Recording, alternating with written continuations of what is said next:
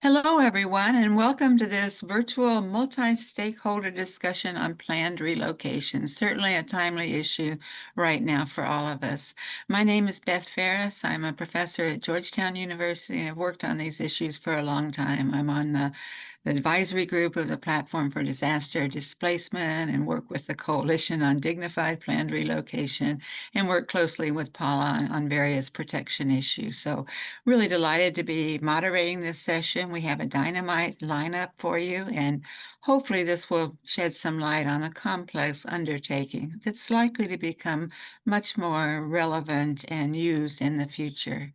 But first, as we always do on these kinds of things, there are a few housekeeping announcements. So, for example, perhaps Eric, you could put up the next slide that kind of summarizes the housekeeping. Yeah, so the meeting's being recorded and will be available on the Platform for Disaster Displacement, PDD, website shortly. There's interpretation in both French and Spanish, and there are small icons on the bottom of your screen to access that interpretation. Please name yourself or rename yourself on the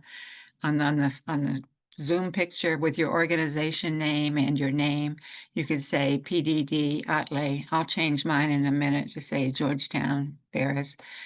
Please keep your microphones muted unless I call on you to speak. You can use the chat box to introduce yourself. Just tell us where you're calling from and what your name is would be interesting to know. And then our next slide spells out the definition of planned relocation. This is a planned process. It's not spontaneous, a planned process in which persons or groups of persons move or are assisted to move away from their homes or places of temporary residence, are settled in a new location, and provided with the conditions for rebuilding their lives. This does not include development-induced displacement. For example, when there is construction of a large dam, there's a lot of experience with that as well. It also doesn't include temporary evacuations when people are moved for just a short period of time until the floodwaters recede or the disaster has recovered enough for people to go back to their homes. It doesn't include individual buyouts. This happens when a government decides to compensate individual homeowners for their land in uninhabitable places and they move. So we're really looking at planned relocations by the state or some other governmental authority is involved in these kinds of movements. There's a close relationship with disaster displacement. We know that planned relocation can be a durable solution for those displaced by disasters. It can also be a way of preventing future disasters or harm from future disasters when people are moved to a safe relocation.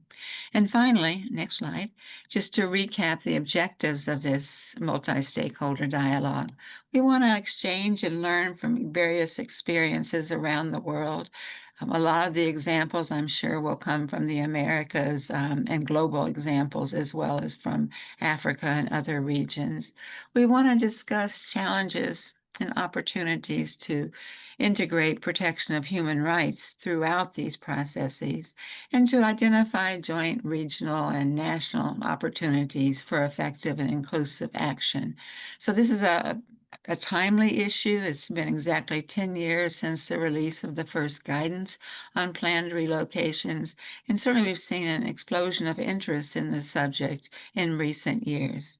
So to kick things off, I'm going to introduce Atle Solberg, who's head of the Platform for Disaster Displacement, for some introductory comments. Welcome, Atle.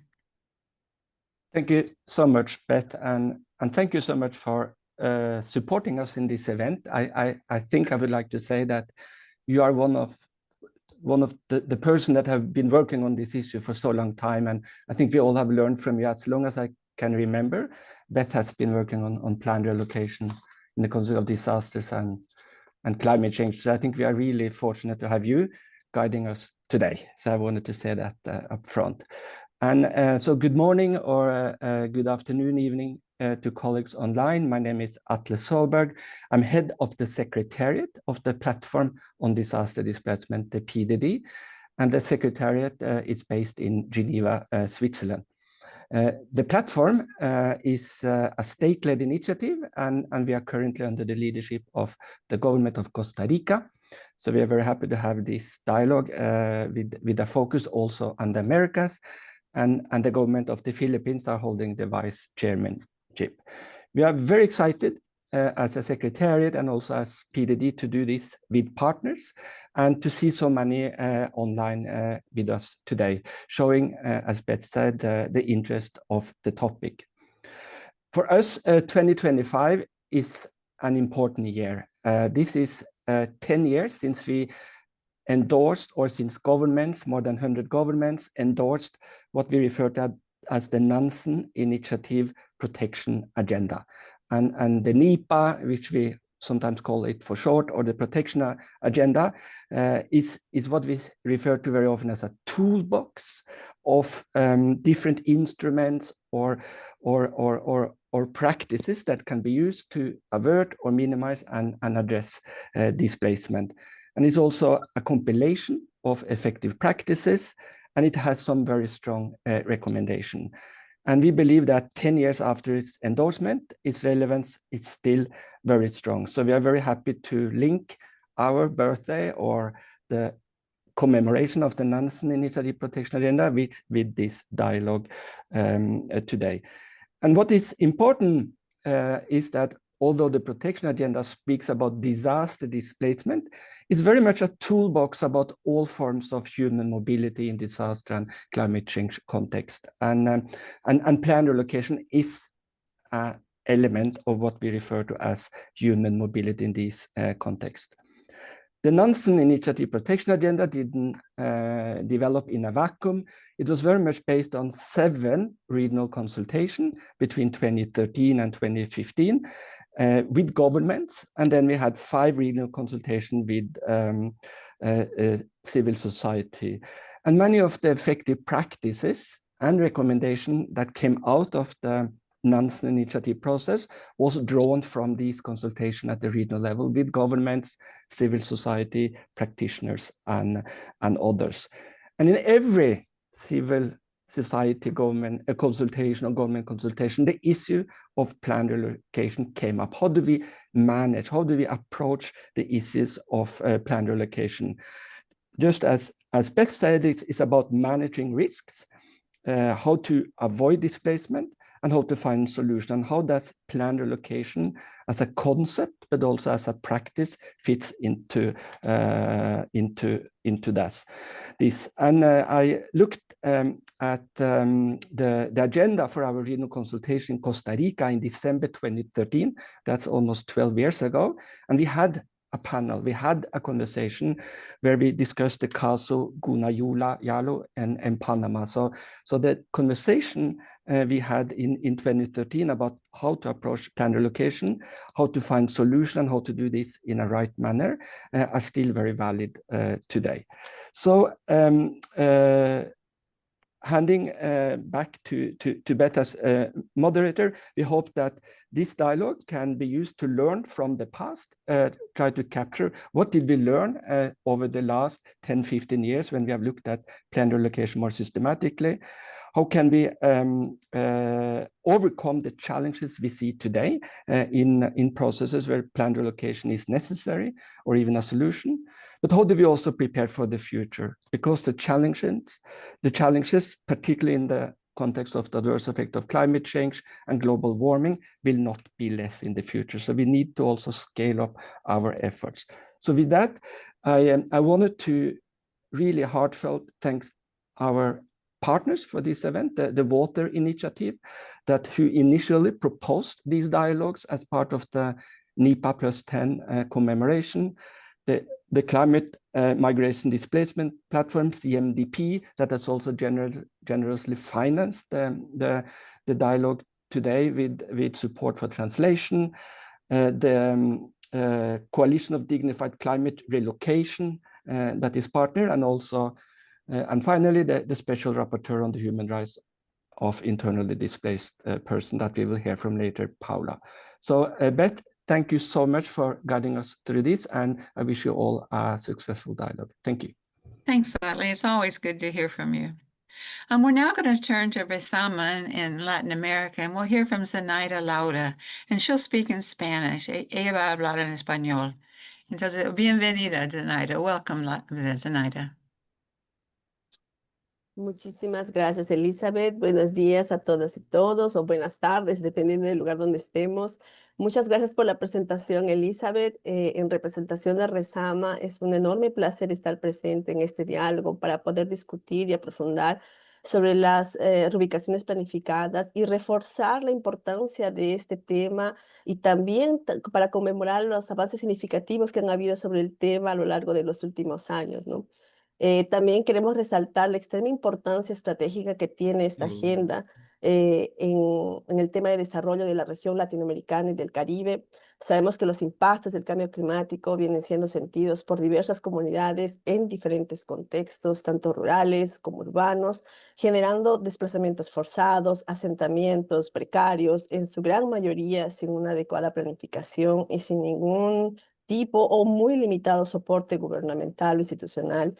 En ese contexto, nosotros creemos fuertemente que este tema se coloca como clave para poder estimular un cambio de paradigma que muchas veces va de las acciones de los gobiernos que van de respuestas a la emergencia, sobre todo frente a los desastres y a los impactos del cambio climático, para un paradigma de una acción preventiva, ¿no? Que garantice el respeto y los derechos fundamentales de las personas afectadas. Entonces, en ese sentido, vemos este tema muy estratégico para poder estimular este cambio de visión. Y bueno, desde Resama, como una red independiente, hemos venido trabajando desde hace ya 15 años sobre el tema de las movilidades humanas relacionadas a los factores ambientales y climáticos en la región, incluyendo, claro, el tema de las reubicaciones planificadas. Y en ese sentido hemos trabajado mucho en el sentido de dar mayor visibilidad al fenómeno, incidiendo en la construcción de políticas en la región sobre el tema y resaltando la importancia de reconocer e incluir los saberes y estrategias locales que vienen siendo impulsionados desde los territorios.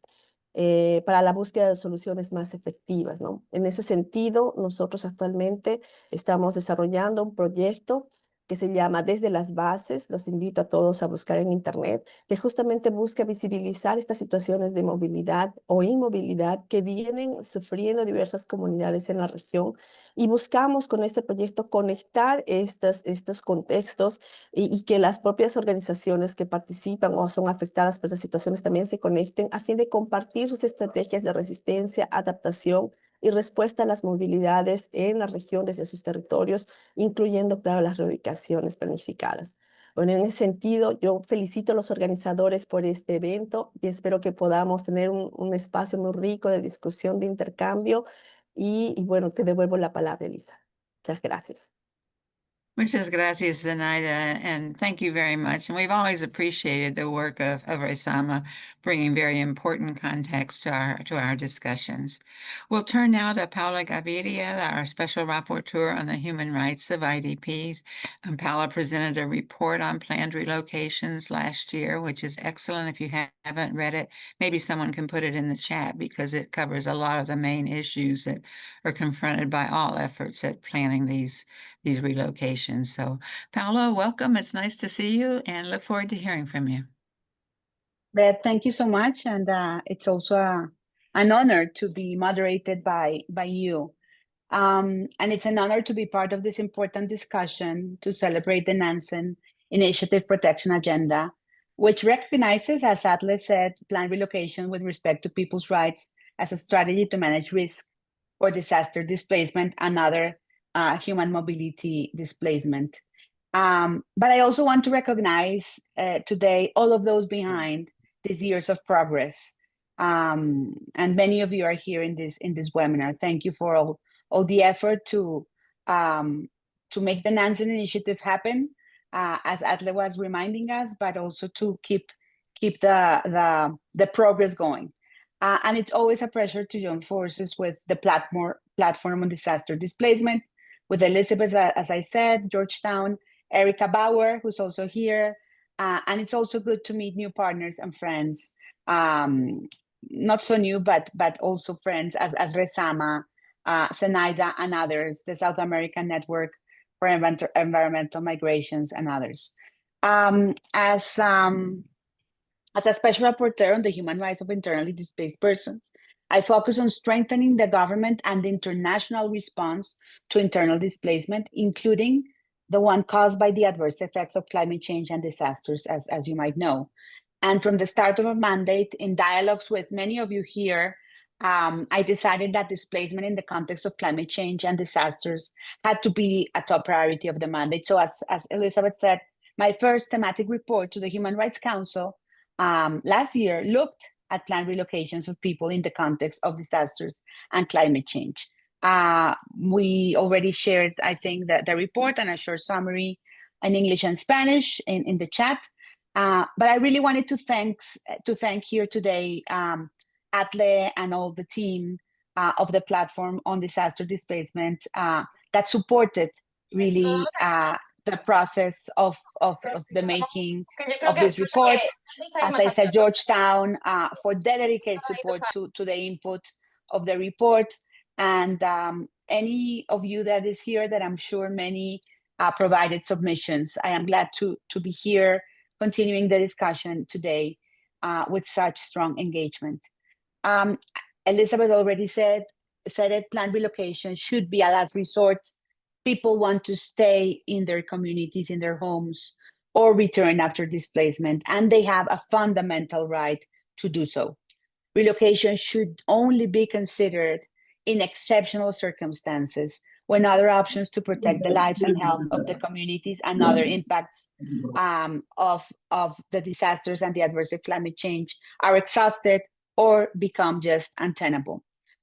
States, we all agree, have a responsibility to invest in strengthening early warning, anticipatory action, and other disaster risk reduction measures, as well as invest in climate adaptation and mitigation measures in order to keep human settlements intact whenever possible. That said, planned relocations may be the only realistic option for low-lying communities in coastal areas, as we all know. Secondly, the meaningful, effective, safe participation of communities impacted by planned relocation, including both those who to be relocated and communities that may already be living in areas of relocation, is essential to the long-term success of any planned relocation. From a human rights perspective, those to be relocated must be able to provide free, prior, informed consent to such arrangements and be able to shape, this is very important, to shape the process in accordance with their needs and their aspirations. Communities impacted by relocation can also provide important practical and obviously cultural insights that, when applied, enable the long-term success and the sustainability of relocation initiatives. Despite this clear imperative and the work that many of you have been doing for many years on this, participation and consultation continue to be underemphasized by policymakers or amount to tokenistic efforts that minimize the agency of affected populations. Planned relocations are an exceptionally difficult process to carry out without adversely impacting the human rights of those relocated, underscoring another reason why they should only be a last resort. Relocated communities may lack adequate land rights in their areas of relocation, or they can be relocated to areas that are unsafe, insecure, or lack access to essential services, including water, sanitation, healthcare, education, housing, that sometimes is not culturally appropriate to their identity. Planned relocation also disrupts the practice of communities' traditional livelihoods and can be especially detrimental for particular communities like indigenous people, who often possess a deep relationship to their land, meaning that relocation may permanently affect their spiritual, their cultural practices, and even sometimes their own sense of identity. Governance challenges are also an issue, we all know, with many relocation processes impacted by indefinite delays or a lack of adequate and constant financial resources. In Latin America and the Caribbean, we host 38% of documented planned relocations, the most of any region aside of Asia Pacific. Jamaica, Peru, Uruguay are among the 6 countries worldwide that have developed already national instruments on planned relocation. Bolivia, Colombia have instruments on climate change that recognize planned relocation, and Colombia in particular is working on other legislations on this. Other countries in the region have integrated planned relocation in disaster management and climate adaptation policies, like Grenada, like Cuba, like in planning laws, like the Dominican Republic, or access to housing law in Argentina. In my report to the Human Rights Council, I highlighted the positive examples with regard to communities that have taken the charge of the process of their own relocation, including some mentioned by Atle here, the indigenous Caicara peoples in Brazil, the Guna Yala people in Panama, as well as the community of El Bosque in Mexico, among others that I highlight in the report. While some saw an eventual improvement in their quality of life, these communities and others in the region also encountered many of the human rights challenges I previously identified during the relocation process. This included the unwillingness from some governments to support the community's priorities for relocation, a lack sometimes of meaningful consultation, inadequate financial assistance, and I would say constant financial assistance to support relocation, delays in the relocation processes that expose communities to further hazards, tensions with local communities, as well as inadequate living standards in the areas of relocations. So to help states and other duty bearers address these challenges, my report to the Human Rights Council laid out the core elements of a human rights-based approach to planned relocations that finally I came up with this with the support of all the tools and all the documents and reports that many of you had already written before this report. So it's a sum of the best practices and the recommendations. So first, states must have compelling reasons, strong evidence, and a good sound legal basis for planned relocations, which should be a last resource, as we all said, after all the risk reduction and adaptation measures have been reasonably exhausted. States should establish and implement robust legal and institutional frameworks that involve advanced planning, long-term capacity building, conduct comprehensive risk and vulnerability assessment, hold meaningful consultations, ensure access to justice and remedies, and invest in capacity building on a human rights-based approach. The rights to self-determination, cultural identity, and control over land and resources must be respected. Indigenous peoples in particular and other persons affected by relocation should be informed, consulted, and involved in decision-making. Planned relocation should center the agency, the resilience, and empowerment of relocated persons and ensure their specific needs and vulnerabilities are addressed. Planned relocation should aim to improve or restore the living standard of relocated persons and maintain or enhance that of the local populations, and ensure that those relocated do not face discrimination on the basis of their relocation, including their right to freedom of movement. Planned relocation should respect as well family unity, and maintain community and social cohesion. Since I published my report last July, there have been notable developments in law and policy on this topic in the Americas. We all celebrated the Declaration and Plan of Action of Santiago de Chile, adopted in December 2024 by 22 countries, which represents a regional milestone. Many of you contributed to this milestone, and thank you for that. For the first time, a specific chapter is dedicated to displacement due to disasters and climate change, promoting concrete measures of prevention, assistance, protection, and durable solutions based on human rights. Likewise, we all celebrated the advisory opinion of the Inter-American Court of Human Rights, published in July this year, that represents an important step forward in the consolidation of regional and legal framework. Many of you also contributed tremendously to this advisory opinion. And with regard to internal displacement, the court, in this opinion, establishes that states have the obligation to prevent it, and when it cannot be avoided, to guarantee conditions of dignified protection without discrimination and with full respect to the rights of the displaced persons, including, and very important, the introduction of a key focus on climate justice. I also welcome the progress that has been made in Mexico in terms of efforts to build policy frameworks to respond to internal displacement, to internal climate displacement, including the modification of the General Law on Climate Change in 2016, which mandates the development of a national adaptation policy within the framework of the national climate change system, explicitly mentioning internal displacement associated with climate change, or the draft decree to issue the general law to prevent, address, and comprehensively redress internal forced displacement, still awaiting a vote in Senate, where environmental catastrophes are recognized as a cause of internal displacement, with many of you here pushing for those progress to happen.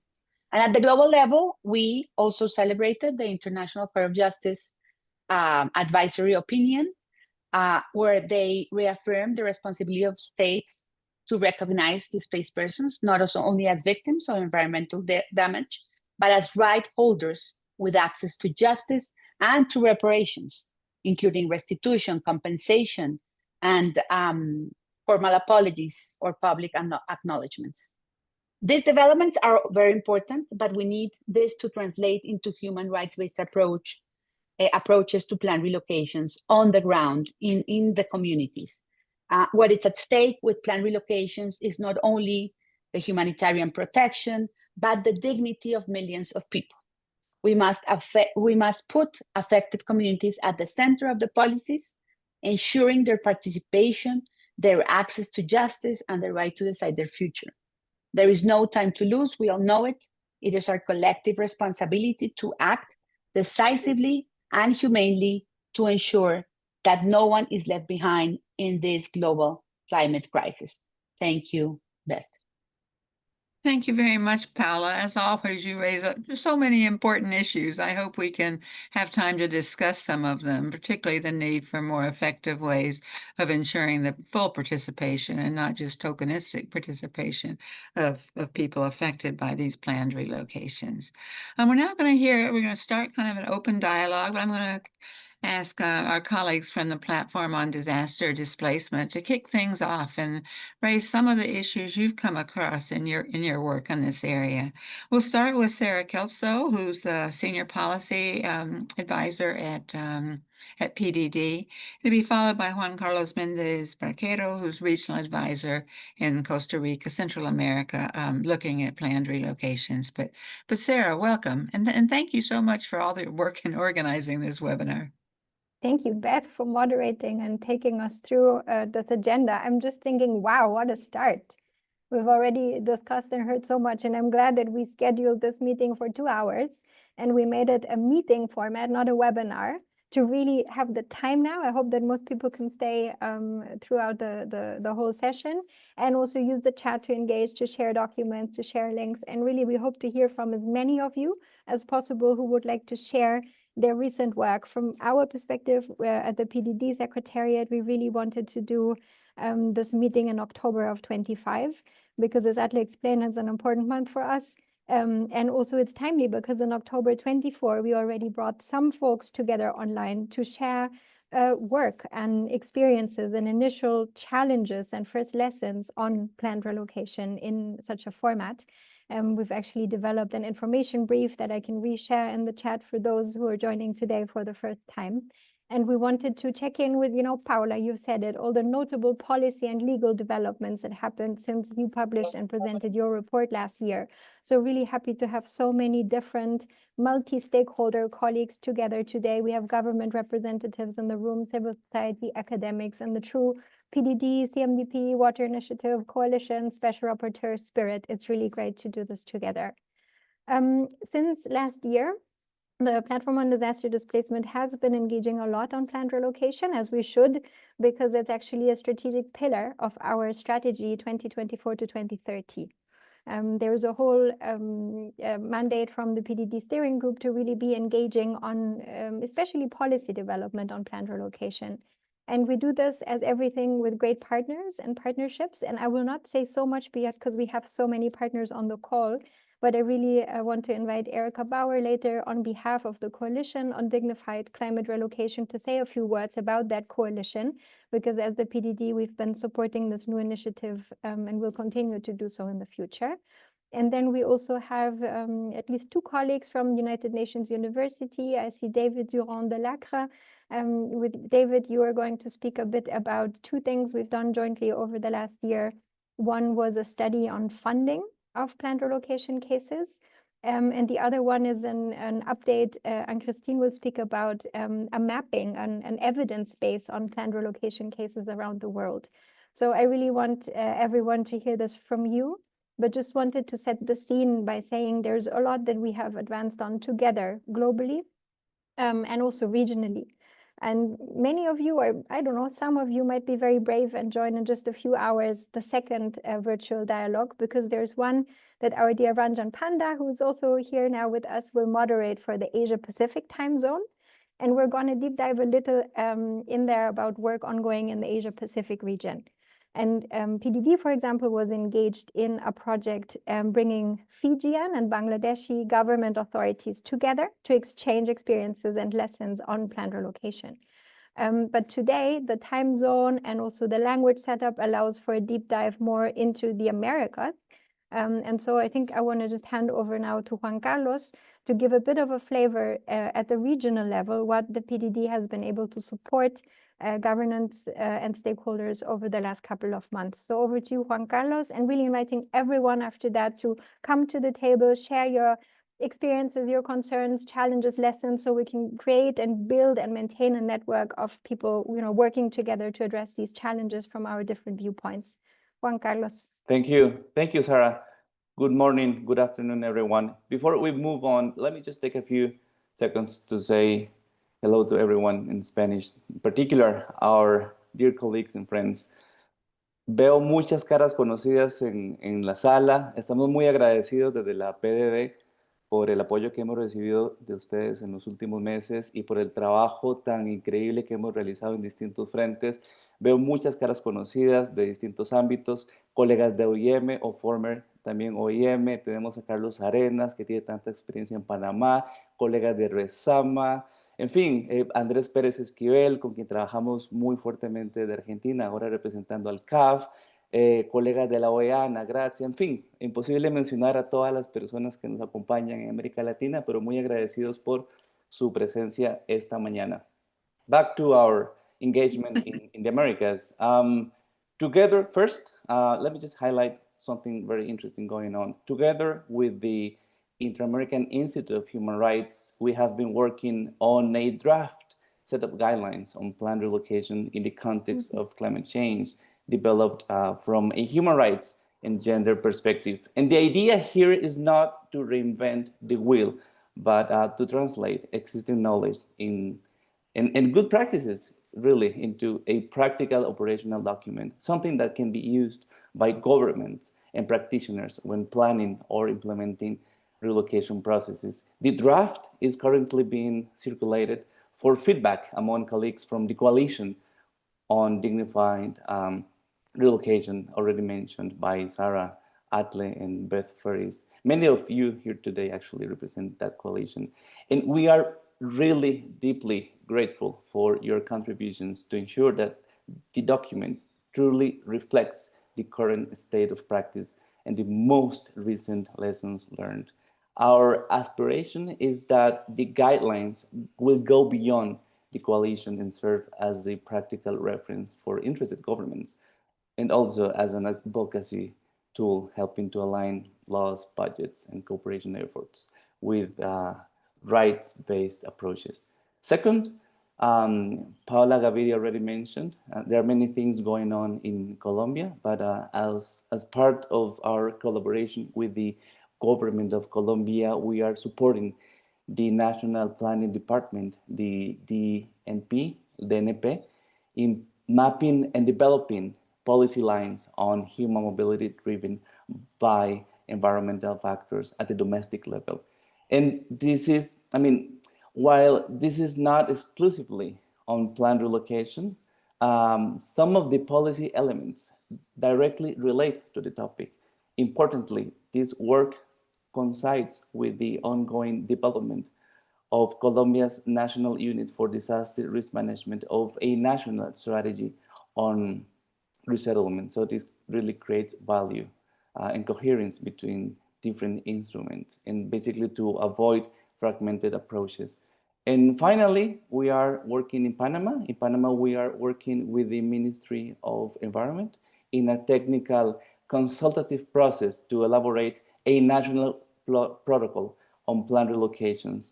The work builds on existing national legislation, international good practices, and very importantly, Panama's own past experiences with relocation, drawing both from successful cases and from challenges that should not be repeated in the future.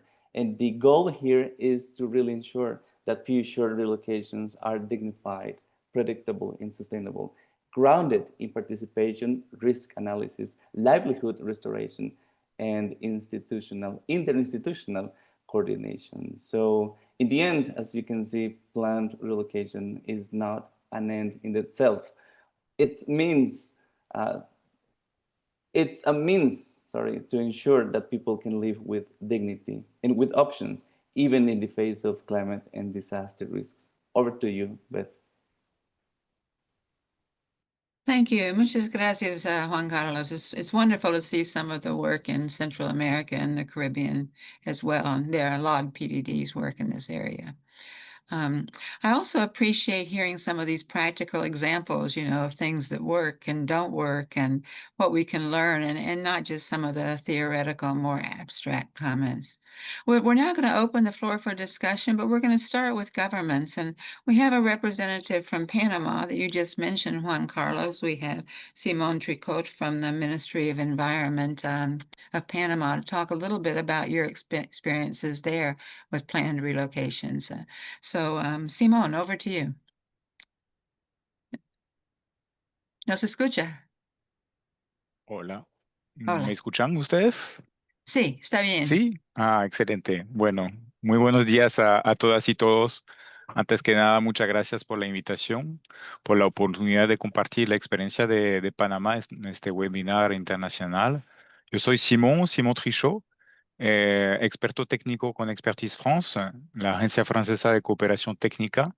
Actualmente trabajo en el Ministerio de Ambiente de Panamá, apoyando estrategias de adaptación al cambio climático, movilidad humana y resiliencia costera.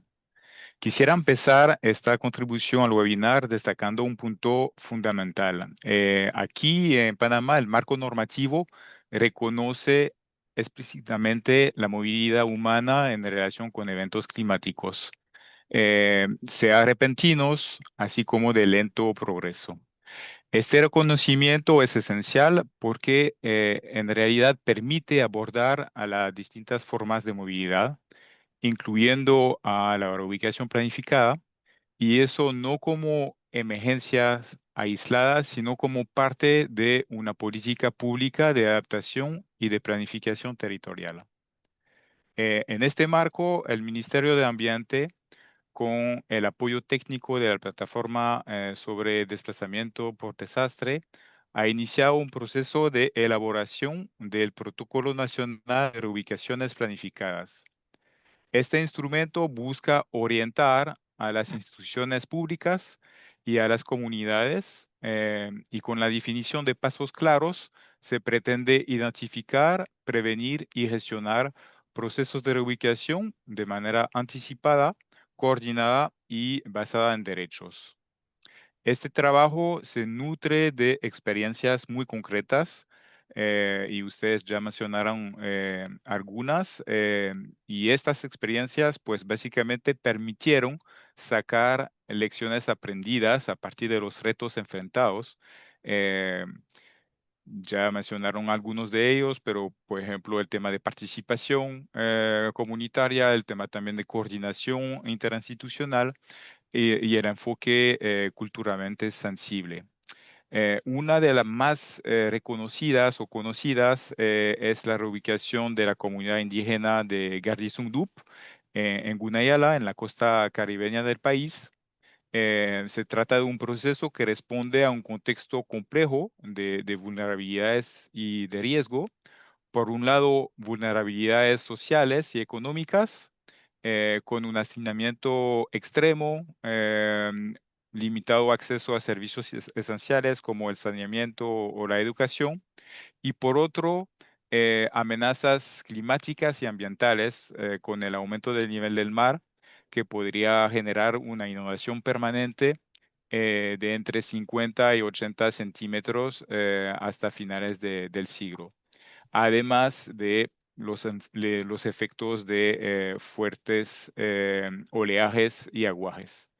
De esta experiencia se destaca también el rol fundamental que tuvo el liderazgo de la comunidad, desde la decisión de reubicarse en el 2010 hasta el proceso post-reubicación, tras su traslado en junio del 2024, que implica pues una profunda adaptación social y cultural.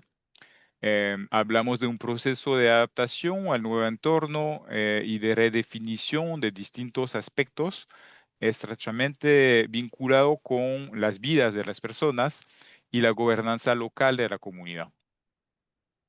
Situaciones de vulnerabilidad como la de la comunidad de Garizundup se repiten en muchas otras partes del país, donde los riesgos climáticos, inundaciones, deslizamientos, sequías, se entrelazan también con la pobreza multidimensional, el aislamiento y la falta de infraestructura y de servicios. Por eso el enfoque del protocolo que estamos actualmente elaborando en conjunto con la plataforma de desplazamiento por desastre es integral y participativo. No se trata solo de mover familias, sino de construir soluciones dignas y sostenibles con respecto a la identidad, a la cultura y a los derechos de las personas. En septiembre y en octubre de este año realizamos visitas de campo en varias regiones del país junto con la PDD y también el Sistema Nacional de Protección Civil, SINAPROC. Y en Gunayala contamos también con la participación de la Relatora Especial de Naciones Unidas sobre Derechos Humanos de las Personas Desplazadas Internas, Paola Gaviria, a quien aprovecho para saludar. Durante estas visitas, pues pudimos escuchar directamente las voces de las comunidades, sus necesidades, percepciones y propuestas, y ha sido un paso fundamental en la construcción de ese protocolo nacional. Estos aportes comunitarios básicamente son la base del protocolo que queremos que sea una herramienta viva, útil y también aplicable en los diferentes territorios del país. El panorama ambiental y climático de Panamá nos recuerda pues la urgencia de fortalecer la adaptación y la resiliencia comunitaria. Y si bien la reubicación planificada es una respuesta necesaria para garantizar la seguridad y el bienestar de las comunidades cuando los límites de adaptación han sido superados, también es fundamental avanzar en otras estrategias de adaptación y gestión de riesgos sustentadas en la planificación territorial, la conservación de los ecosistemas y el fortalecimiento de capacidades locales. Quisiera concluir diciendo que pues creemos que el desafío de la movilidad climática es también una oportunidad de cooperación y de aprendizaje mutuo y que Panamá está comprometida con avanzar junto con ustedes en ese tema desde una perspectiva humana, anticipatoria y de justicia climática. Muchísimas gracias. Gracias, Simone. It's so interesting to hear about Panama's efforts to develop this protocol. And, I think we need more policies and more protocols, but also more practical work on the ground and some case studies of what's worked and what hasn't worked. We now have a good amount of time for discussion, and kudos to the organizers for allowing enough time for some back and forth with those of you who are participating. If there are any other governments who would like to share their experience, this would be a good time. I think you can just raise your hands, or if I don't see you, just go ahead and speak up. And maybe while we're waiting for all of you to speak up, we can hear from Erica Bauer of the Coalition for Dignified Planned Relocation about this new initiative and what you hope to achieve. What we hope to achieve. Thank you, Beth. And it's really an honor to be in this call with all of you on the occasion of the 10-year commemoration of the Nansen Initiative Protection Agenda. My name is Erica Bauer, and I've been fortunate enough to work with many of you over the years and to be a part of the PDD family since the Nansen Initiative. Today, I lead research and advocacy on planned relocation at Human Rights Watch, and I'm thrilled to share a bit about a new initiative that we've helped catalyze in this past year alongside many of you on this call, which is the Coalition on Dignified Climate Relocation. The origin story is that many communities that are relocating that we have worked with or that other academic NGO partners have worked with have described the sobering reality of feeling very alone in relocation, feeling as though they are the first community to ever face this enormously complex, daunting challenge that we've already heard so much about on this call of moving from one place to another and rebuilding collectively. A lot of these communities didn't know that others around the world had already completed relocations or developed protocols about how they would like to be consulted in these processes. Didn't know that Fiji already had a policy, for example. It became clear that there was a need for more spaces like today's dialogues, opportunities for exchange, for sharing tools, for sharing strategies, experiences, and practices, as well as challenges and lessons learned. It became clear that we needed to have a more defined global community of practice focused on this unique form of climate mobility, so it doesn't fall through the cracks. So together with many of you on this call, Sarah, David, Paola, colleagues from Razama, many others, this coalition was born. And yes, we now have a logo thanks to the designer from UUSC. So the coalition's overarching mission is to learn across contexts, to connect community leaders and organizations that are supporting them with each other and with relevant resources. And second, for collective advocacy, for governments to be able to develop policies to avoid that limbo that so many communities find themselves in, and to ensure that communities' rights are protected. As we've heard already, Fiji, Solomon Islands, a few other governments already have policies. Panama is in the process of developing its protocol. But the coalition exists to share the stories of how various actors pushed for these policies and to advocate for the participation of relocating community members with lived experience to participate in policy development. Overall, the main goal here is to advocate for more dignified, rights-respecting, and community-centered planned relocation practice to make sure that the harms that are so often ongoing are minimized. We've heard from Beth, we've heard from Paola. There is already global guidance documents on what human rights principles are at stake during these relocations. We don't necessarily need new compilations of principles. What we need now is forum for collective action and for support.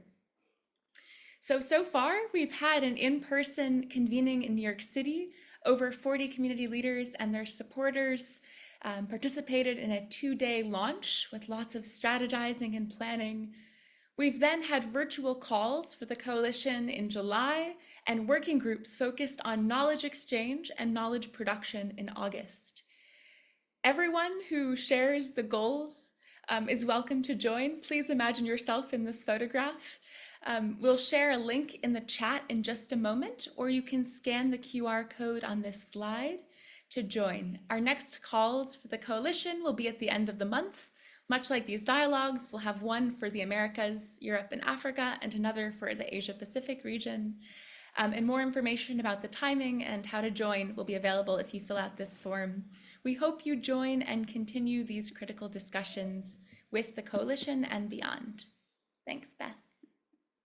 Well, thank you. And thanks for the hard work in setting up this coalition. I mean, I think its strength is just the diversity of experiences that you've been able to bring together. Again, the floor is open. Please indicate you want to raise your hand on the Zoom icon, or just raise your hand. But in the meantime, maybe we'll talk about finance. I mean, this has been a big obstacle for most planned relocations, is where to find the money to support the dignified relocation of people and the necessary processes of consultation. So I think we'll hear from David about some of the ongoing efforts on future funding for planned relocations. Welcome. Thank you, Beth, and PDD colleagues also today for the invitation to speak about this and another initiative that we collaborated on. I'll be brief because we're lucky to have the report published earlier today on the PDD website, so you'll be able to read all of the results yourselves as well after this call. But just briefly, we worked together over the past year on a report which we've called Funding Futures, Access to Funding for Planned Relocation as Loss and Damage, which was motivated by a lack of information on the costs of relocation, and knowing also that this is the availability of funding is likely to be a major both sort of obstacle in its absence and facilitator of good relocation practice. So we approach this. I should say that one of the key findings is that information about funding is often not transparently reported. There is a lot of effort was required to put together information from sort of piecemeal, disparate sources, and often incomplete sources. So our approach was to look at 34 relocation cases, which are the same as those that were used in the deep dive that underpins prior Leaving Place, Restoring Home reports, which Erica Bauer and PDD colleagues had worked on in the past. So we've basically revisited these cases, and that's sort of the basis of our report. I think future work could really try and expand all of this, and I hope this is a topic that we can continue to explore together in the various fora, including the coalition. So the report covers 4 questions on this, on the funding information that's available, where the money comes from, how it was distributed, who received the money and could decide to use it. There was the key aspect was recipients and whether they were able to use it and what it was used for. So I won't go over all of the results in any detail right now. You can find about them yourself, but I will give you a few sort of headline findings. So we provide some overview throughout the report of how these 4 aspects of sort of origin, distribution mechanism, allocation, and recipients differ. We use the terminology of global north and global south, but basically between countries where the resources are mobilized internally and countries where external partnerships and supports are required to find sufficient funding. So often through foreign bilateral agreements or multilateral banks, for example, or other international organizations that supports the financial aspects of the relocation. And related to all of these topics, we identify a series of challenges that were reported in relation to the funding.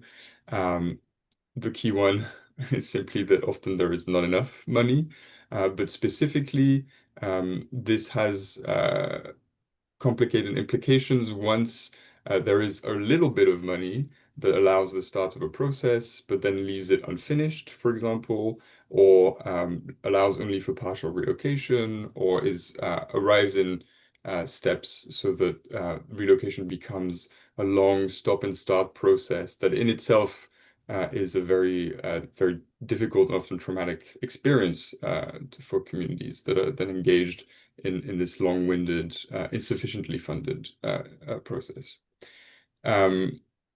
There's also a lot of, it's difficult to tell from all of the sources because this is not often a focus of the reporting, how the money was used, how its distribution was organized, but there is often a reported lack of participation precisely in that budgetary aspect of the relocation process, with communities not sufficiently guiding the use of funds and finding that the use of funds, for example, then in the construction of housing, is used for culturally inappropriate sort of construction and so on.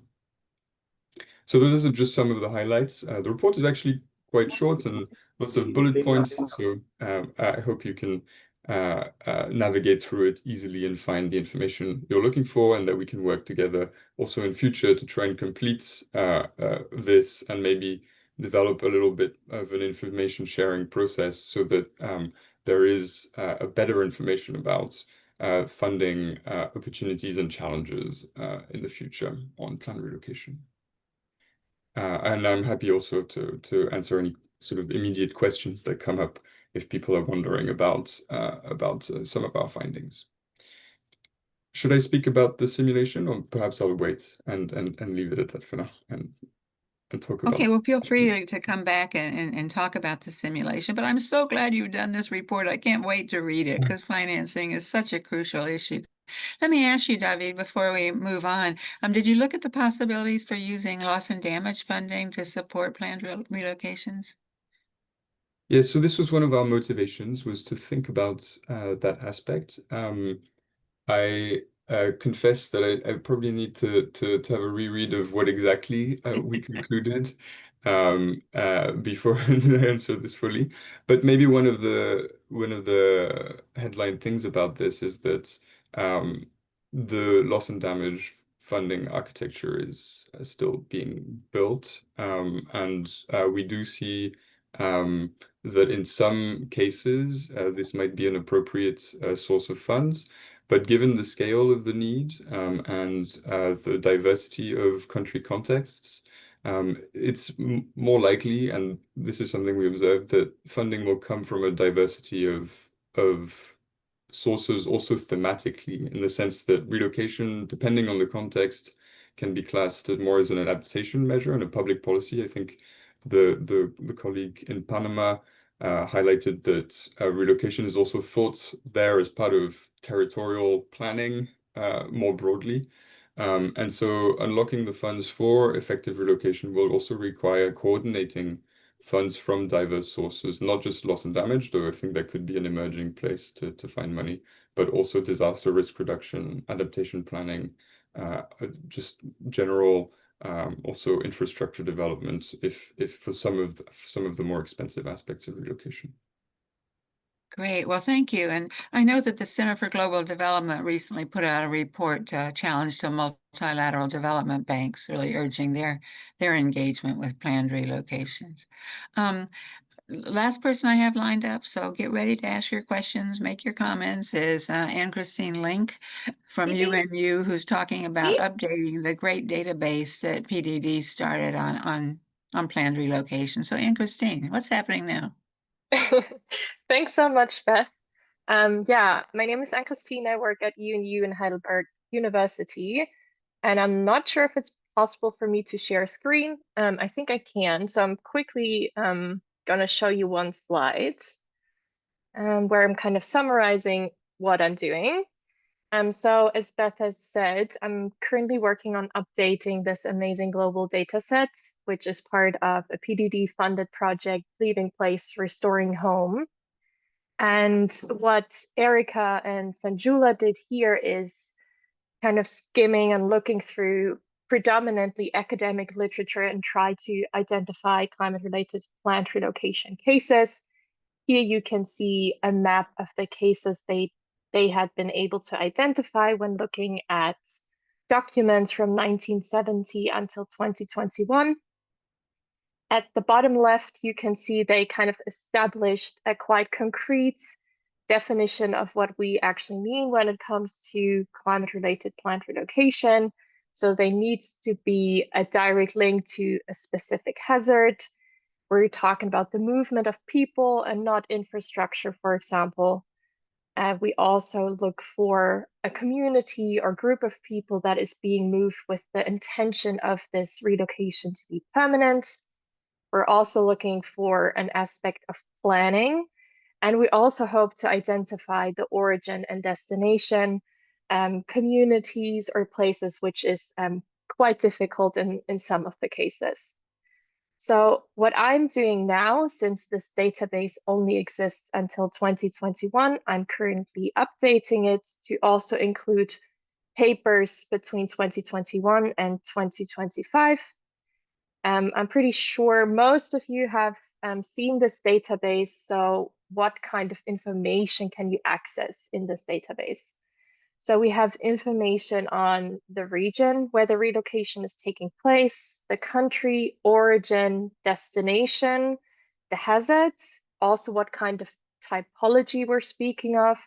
Erica and Sanjula looked into 4 different typologies, which depends on whether we are dealing with single or multiple origins and destinations. And there's also information on the status of the relocation. So is it still ongoing or has it been completed?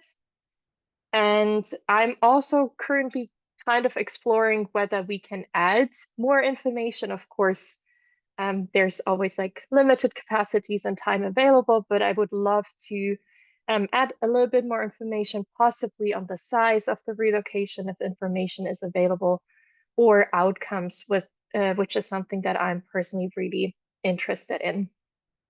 I also do not want to take up much of your time, but I wanted to share 2 preliminary findings because I was able to scan through all the papers in 2025 and 2024 that we got from the keyword search.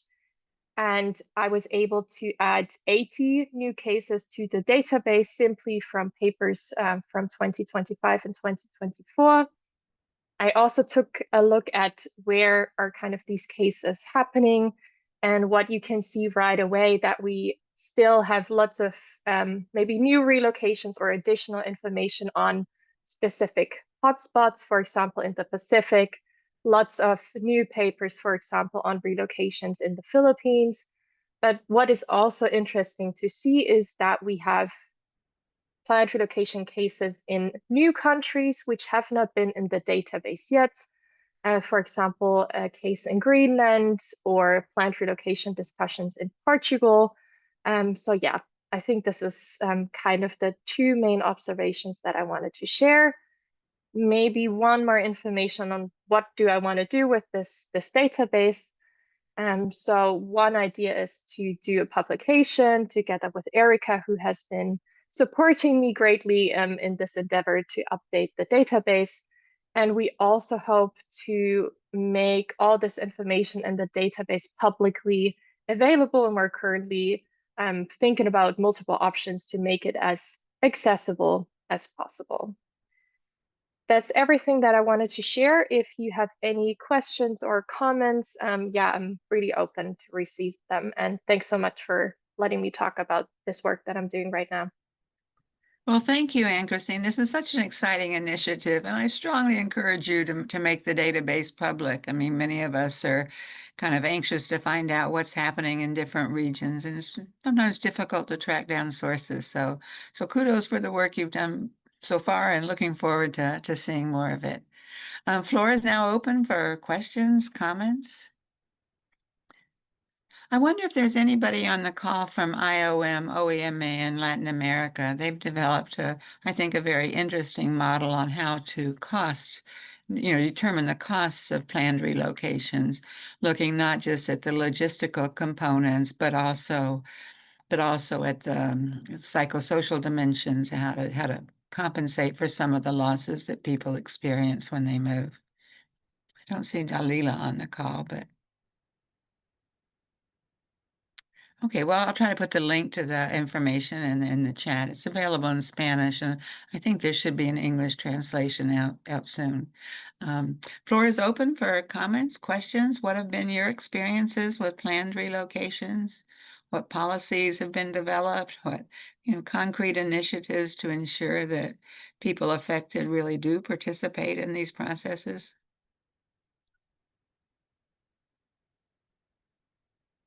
We have 52 minutes, so don't be shy.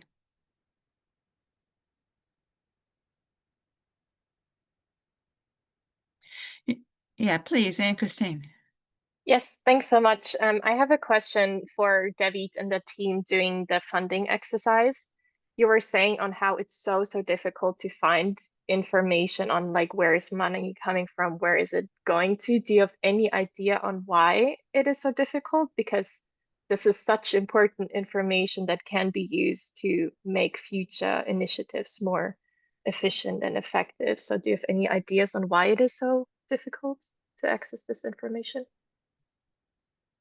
Yeah, thank you, Anne-Christine. I think that's actually a very good question because it has implications for how we collectively report our work. So the sources for information on funding will vary. We rely on whatever has been published and is publicly available. One of those types of sources will be actual planning documents. But because those are often negotiated processes that involve many different actors and is sort of circulated, within those circles, it's often not published online, or if so, it requires quite a lot of digging and maybe a little bit of luck to find. So there is probably something about how in developing planned relocation policy, a transparency component around what kind of information is publicly shared. I think there's an overlap here between what we as researchers want to know about the process, but also what communities deserve to know about the money that's being spent by public authorities. And many countries do have already laws around, public information that might be relevant here. The second thing is researchers. I think a piece for the academics here very often do not make it a point to record this sort of information. The papers, for example, if you might find passing sort of numbers in academic articles about this, but very few researchers do a systematic search, partially maybe also because that information is often hard to find. But perhaps we should ask the question more frequently, and once we get the answer, do our best to present it in an accessible manner for others who are wondering later. Great, thank you so much. And thanks for the colleague who just shared information on the IOM costing exercise, because I think it's very beneficial. Yeah, and Raquel has just mentioned that Uruguay has been implementing a national relocation plan. Raquel, would you like to tell us more about that?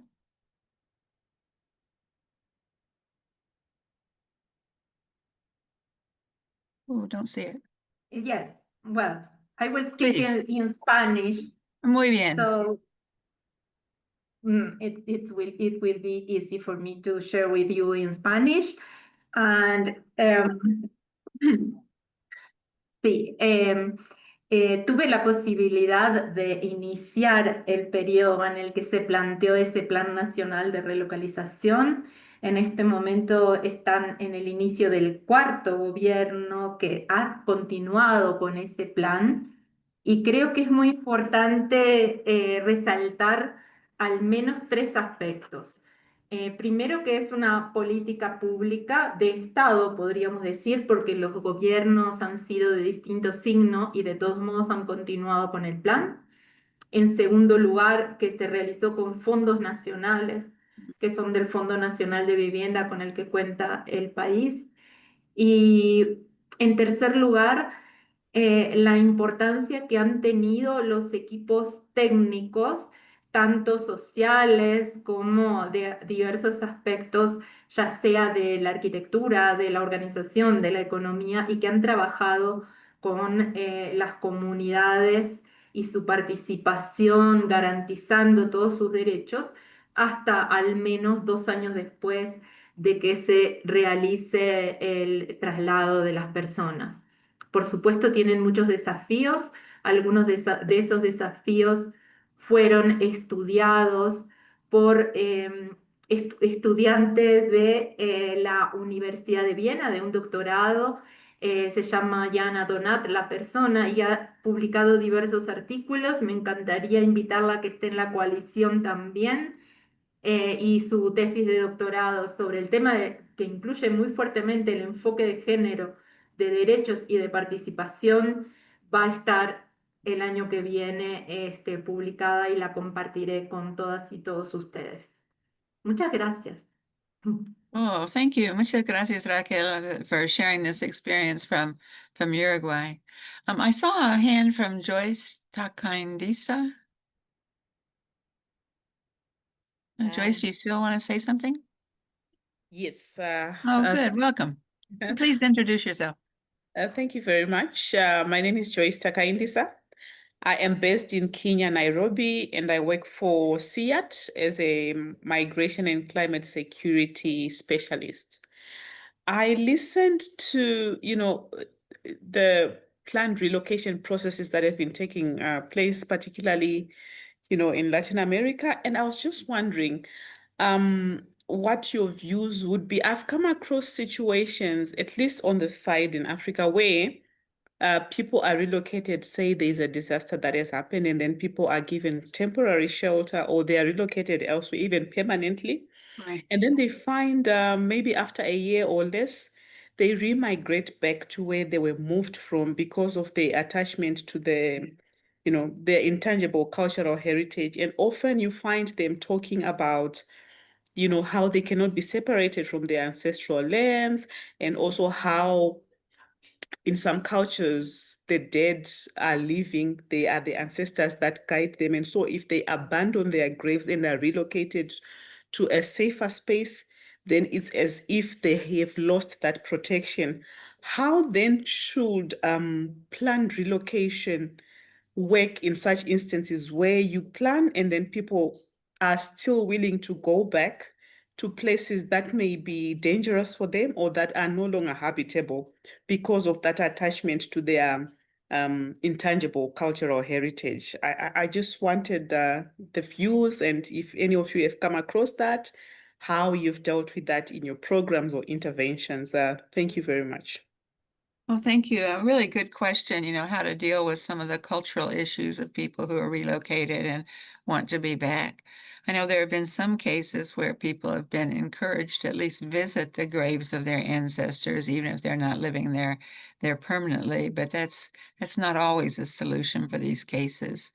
And I should point out, I think there's a real dearth of research on relocations in Africa. A lot of them have taken place, but there's just not much. I don't think there's much documentation for many of them. But any of you had experience with dealing with the situation that Joyce just described?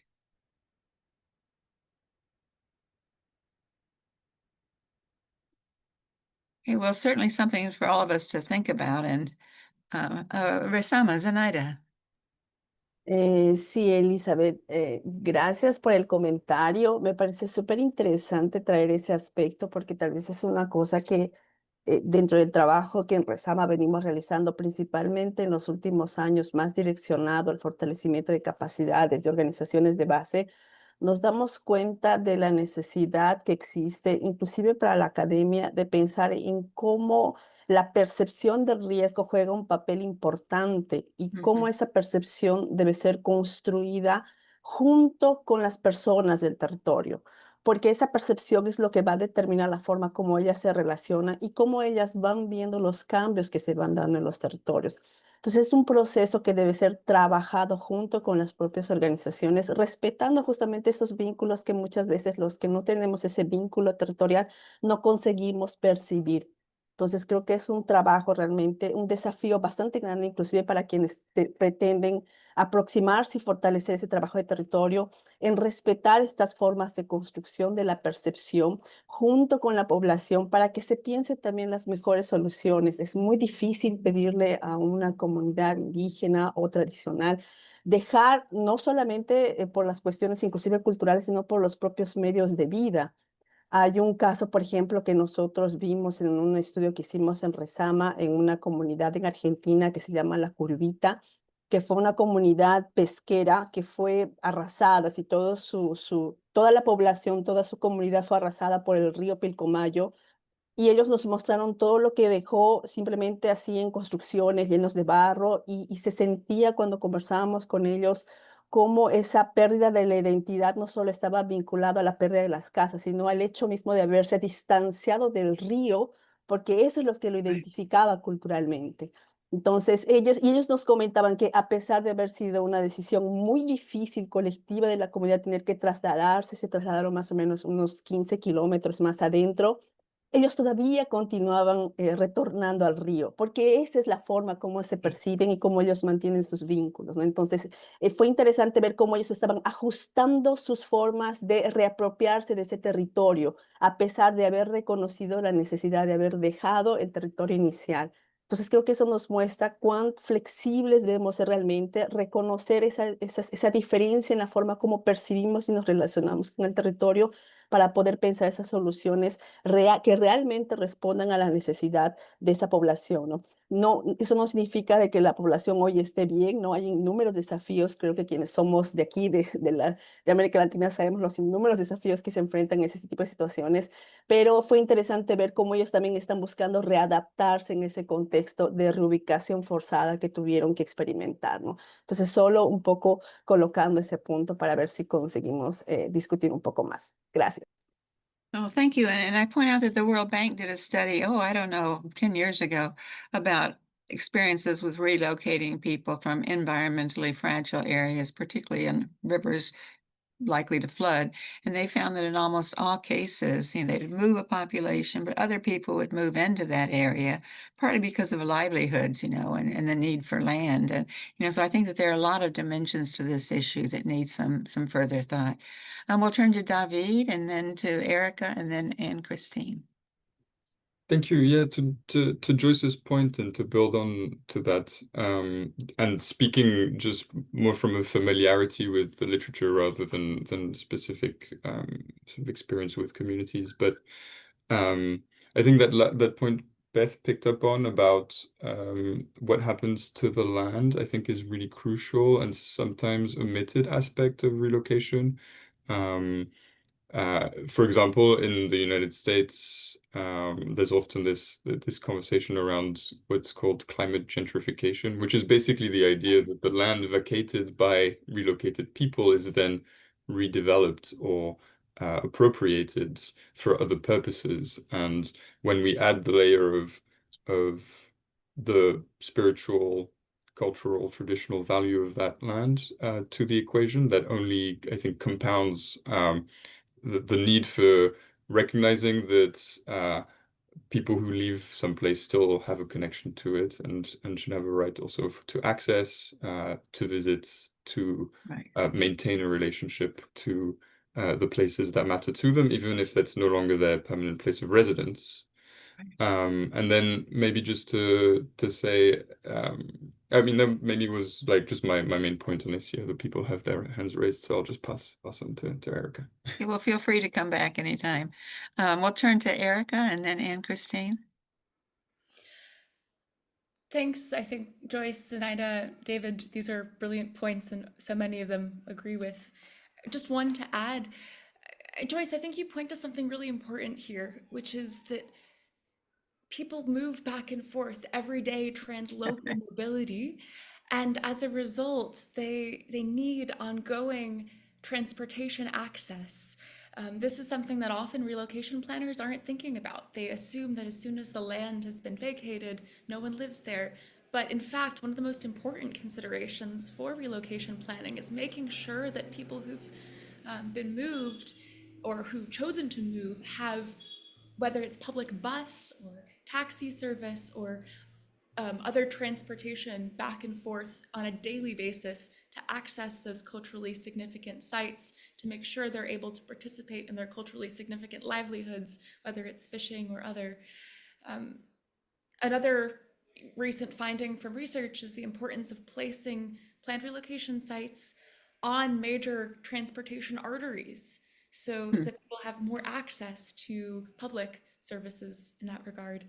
I've also just pasted in the chat a link to a recent report that Human Rights Watch put out on a planned relocation case in Senegal, as well as another link to a recent academic publication on planned relocations and the social and mental health consequences in Ghana.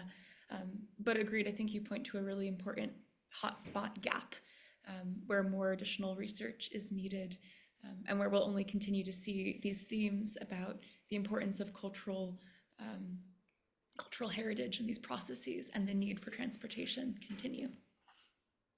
Thank you, Erica. And I encourage everyone to put resources in the chat. We've already got some really useful resources there, but don't assume that we all know about things that have been written, because sometimes we simply don't. And Christine. Yes, thanks so much. I definitely agree with what everyone has said on this question by Joyce. I just wanted to add, I'm doing this global mapping, as I said, so I read lots of papers.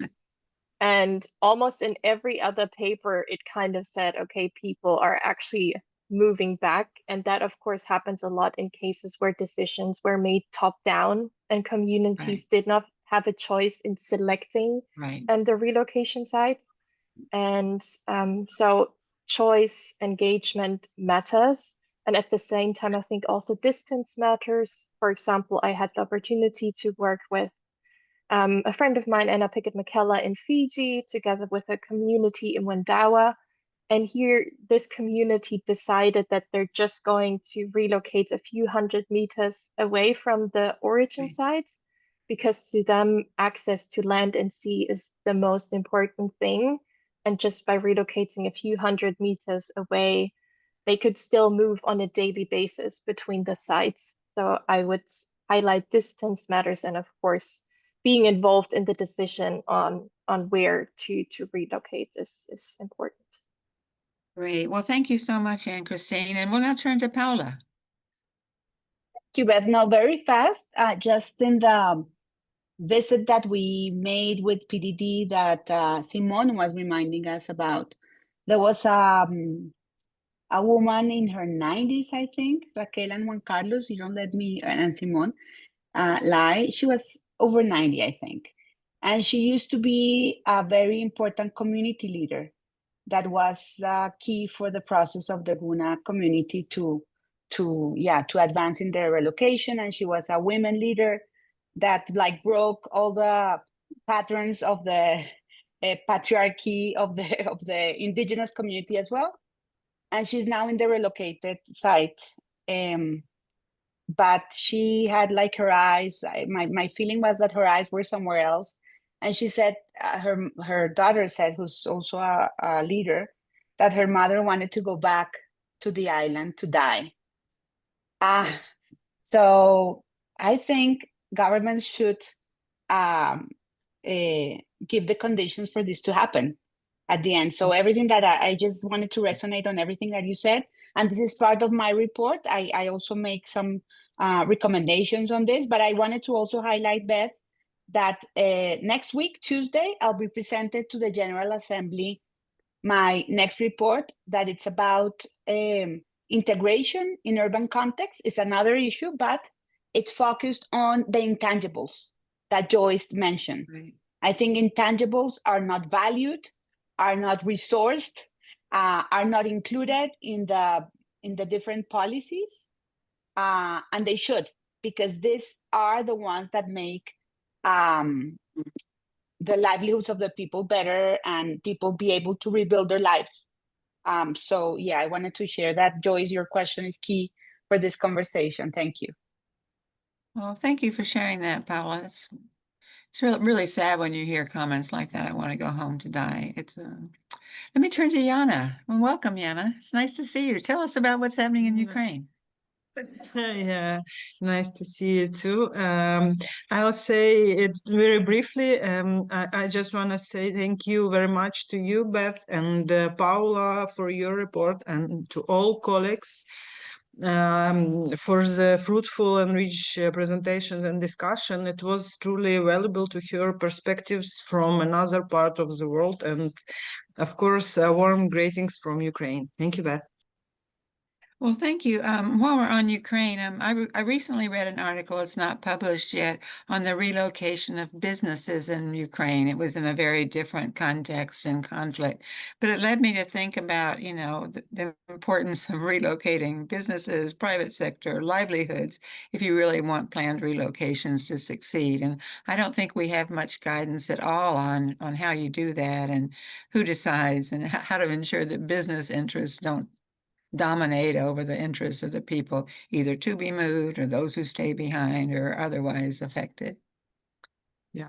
Okay, we still have time for discussion, questions, comments, experiences from your own countries.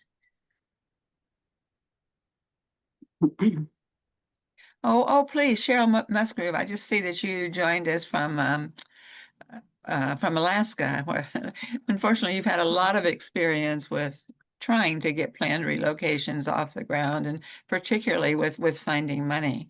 I don't know if you'd like to say something about that, Cheryl? Yeah, sure. Can you hear me okay? Yes, we hear you fine. Okay, yeah, and I'm not going to turn the camera on. I'm just half awake. It's a little past 7, but I've been up way too many nights in a row. Yeah, I don't know if you've heard, but Typhoon Halong hit Alaska over the weekend. Totally devastated and I'm sorry if I get really emotional. 2 of our villages that we work really closely with. None of the homes in the villages are safe to go back to. Over half the homes broke loose and floated away. Many of them with people still in them.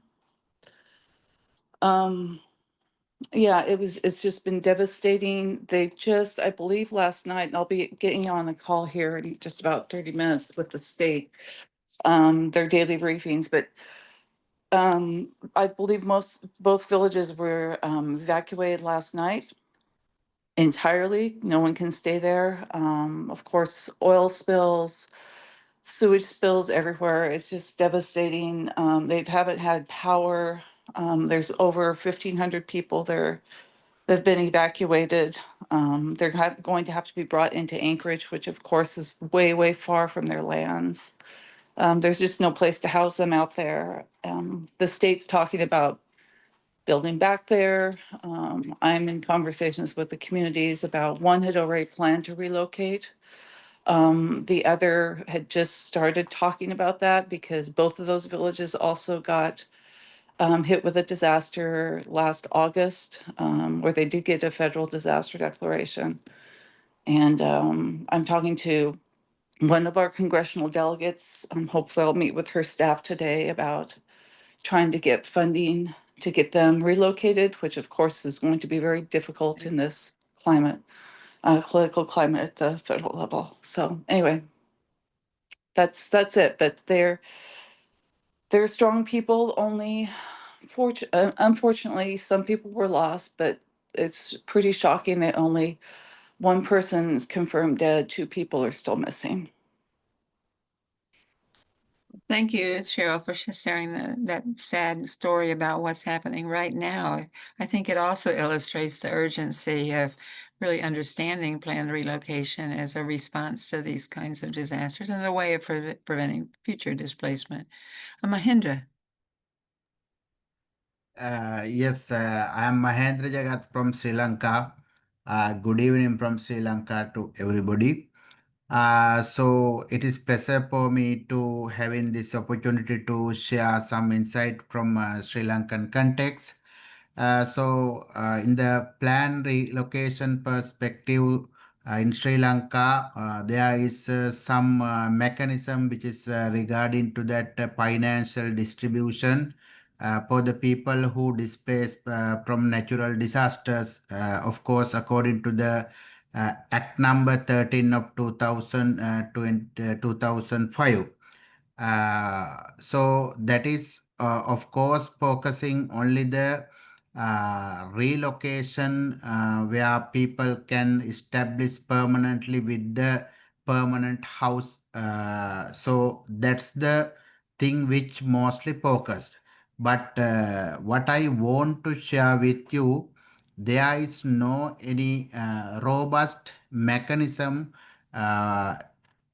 in taking place considering durable solutions. So plan relocations where take place just for the relocate people permanently with giving some amount to rebuild their house to get their family together. But aftermath of 5-6 years, when analyze those plan relocation sites, we have number of identification, number of experiences they have left that those houses, those relocation sites. What the thing is, we identified there are no any infrastructure or the other livelihood options to that relocated families. That's the most important thing. So my concern is it is needed to have such kind of legal framework like what did in Honduras in 2023, the Plan Relocation Act, Displacement Act, like that, some formal legal mechanism which needed to adapt by Sri Lankan context in terms of internal displacement or a planned relocation. That's what I want to share with you all. Thank you. Thank you, Mahendra, and thank you for emphasizing the importance of livelihoods. If people can't survive economically in a relocated place, of course they'll move, and there are a lot of cases where that's happened. Just the importance of thinking about that and coming up with either some way of continuing traditional livelihoods or supporting new ones. Let me just ask Anne Christine, since we're waiting for more hands to come up, not to put you on the spot, but did you find cases of urban planned relocations? It seems like most of the examples are from rural areas to other either rural areas or small towns. Definitely. I personally don't think I'm an expert when it comes to this, but I saw many urban relocations, especially in the Philippines, in Manila, and I know that Erica was just there, so I'm not sure if I want to put you on the spot, but I cannot share much more information than, yes, they are happening, but of course we see way more relocations from the rural areas. Well, we might think about that. I'm trying to draw a link, Paula, between your forthcoming report on urban displacement and what the work that's been done on planned relocations. But I have Yana and then Alistair. Thank you, Beth. Again, if it's interesting, if I may, I can share Ukrainian experience. Please do, yes. Yeah. During the war, Ukraine has launched several programs to help businesses relocate from conflict-affected area to the safe region, and the Ukrainian government provide logistic support, temporary spaces, I know, and special grant from Ministry of Economy to restart production. And many regional administration have created relocations hub for that help to company and private interpreter move equipment, staff, and connect with local authorities in the new hosting area, hosting community means. And we as IDP Council, we helped I'm head of Ukrainian Luhansk region IDP Council. Luhansk, it's internally displaced administration, temporary occupied area of Ukraine, and we help design and scale this approach to ensure that displaced people can also rebuild their livelihood. And today, more than 38 million hryvnias, it's around $1 million, are allocated to support residents of Lugansk region seeking job and stability in a new city across Ukraine. And our 26 military administration, also multiple this program, and 24 have already adopted and amended local employment program for displaced people. Thank you. Over. Thank you. And thanks for reminding us that a lot of the things we've learned about people displaced in conflict situations can also apply to planned relocations. But let me turn to Alistair. Welcome. Thank you very much. Greetings from Scotland. We're at the end of the day. This has been great. I feel like a bit of an interloper. I'm in a geography department. I've done some work on mobility and environmental change before, but much of this is new to me. So I'd first of all like to thank all the contributors. It's been really great, and I've been copying and pasting all the links that you provided. And I also would like to thank the Population Environment Research Network at Columbia University for circulating the link as well, without which I wouldn't be here. If you'd allow me to maybe just try and take things in a slightly different direction, I would be really interested, to the extent that planned relocation is a planning issue, on some of the contributors' perspectives on the extent to which growing attention to planned relocation is now changing and hopefully enhancing data resources which are available to support sensible decisions, in particular in the availability of data on where people are. So population data, although clearly data on risk and exposure are also important as well. And I'm asking this in relation to a new PhD project, which I've got going in Santiago. My PhD student is on the call here too.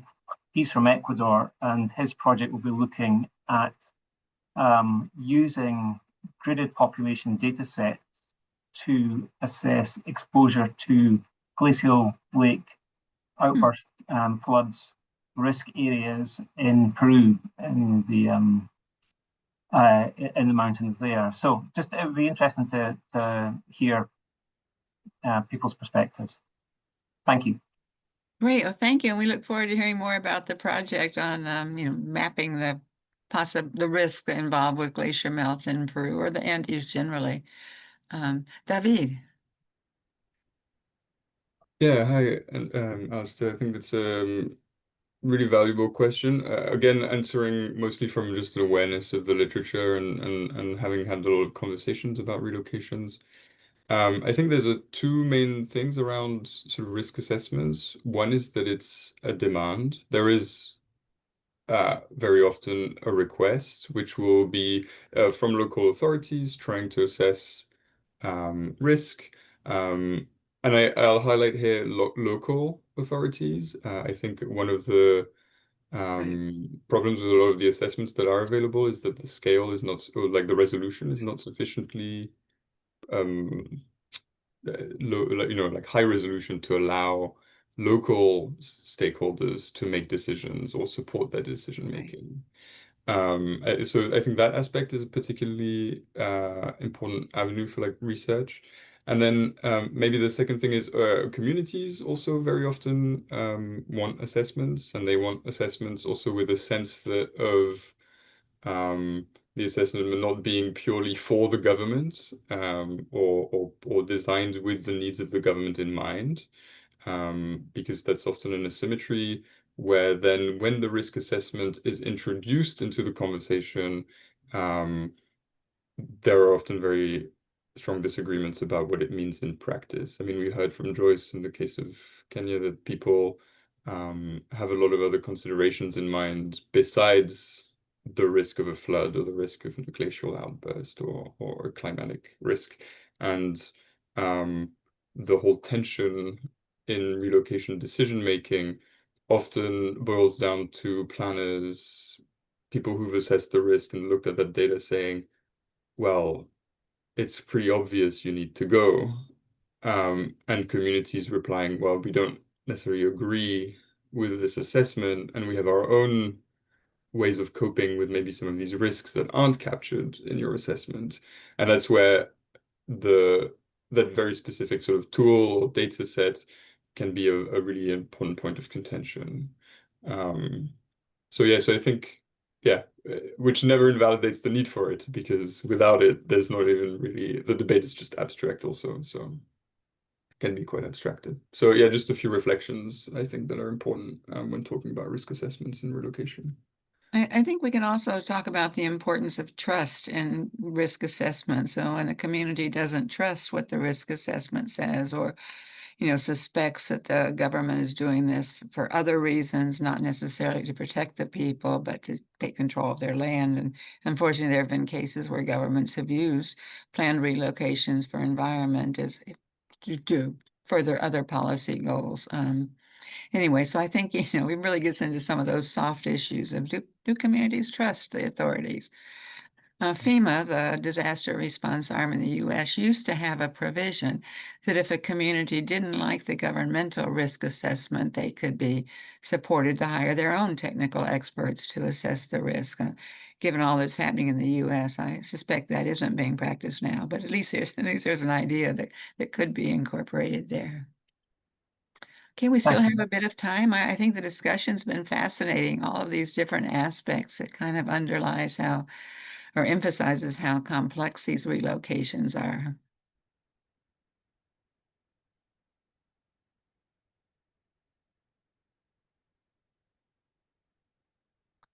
Anybody have anything else to add to the chat or other issues? Otherwise, I'll move toward winding this up. David, please, and tell us about the simulation. Yes. Yes, sorry, I feel like I'm taking up a lot of space today, but since there's time, I would like to mention also a final thing. So with sort of the support of the PDD and expertise and networks and the financial support of the Munich Ray Foundation and the Robert Bosch Foundation, over the past couple of years, I, with some designers at the Center for System Solutions, lots of acronyms, so lots of people have been involved in this, co-designed a social simulation on planned relocation decision making. I'll share the link in the chat right now to the website, which is still under construction, but basically done. This is a workshop, essentially, a method to have a conversation starter on the complexity of deciding to relocate or not.